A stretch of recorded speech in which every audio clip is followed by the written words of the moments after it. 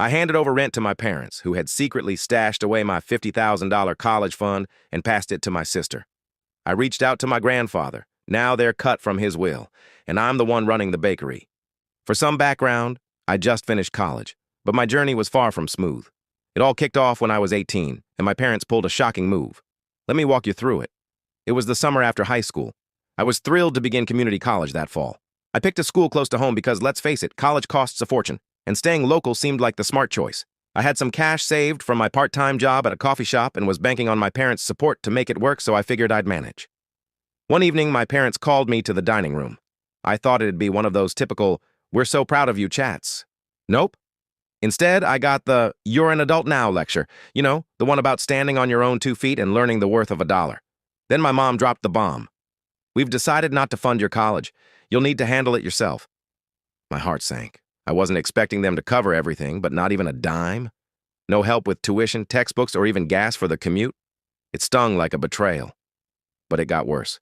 My dad, who's usually the quiet type, chimed in. "If you want to stay in this house, you'll need to start paying rent and buying your own food. It's only fair." I was floored. I was still in my childhood bedroom, surrounded by posters from middle school, and now they were demanding rent? To give you some context, my parents aren't struggling financially. Mom's a bookkeeper, and Dad's a construction supervisor. They're doing quite well. They didn't need my rent money to survive. They were doing this to teach me responsibility. Meanwhile, my younger sister, Lila, who was 16 at the time, was living like royalty. Lila's always been the star of the family. Top grades, head of the dance team, everyone's darling. My parents practically adore her. I wish I could say I stood up to them right then, but I didn't. I didn't want to stir up trouble or seem ungrateful. I thought, fine, I'll pay the rent and work my way through college.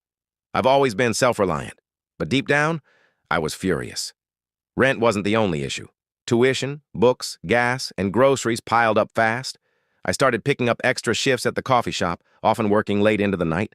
I also took on small baking gigs, think cupcakes and cookies for events. It felt like I was always on the clock, and no matter how much I earned, it never covered everything. Still, I pushed forward because I wanted to be ready for school. Moving out crossed my mind more times than I can count. I even scoped out apartments near campus, but the rent prices were insane. How do people afford this? Every place I checked was way beyond my budget, even with potential roommates. I quickly realized moving out wasn't an option. Not yet. So I made a deal with myself. I'd stay home until I graduated. I'd keep my head down, save every penny, and then cut ties completely once I was set. That became my driving force.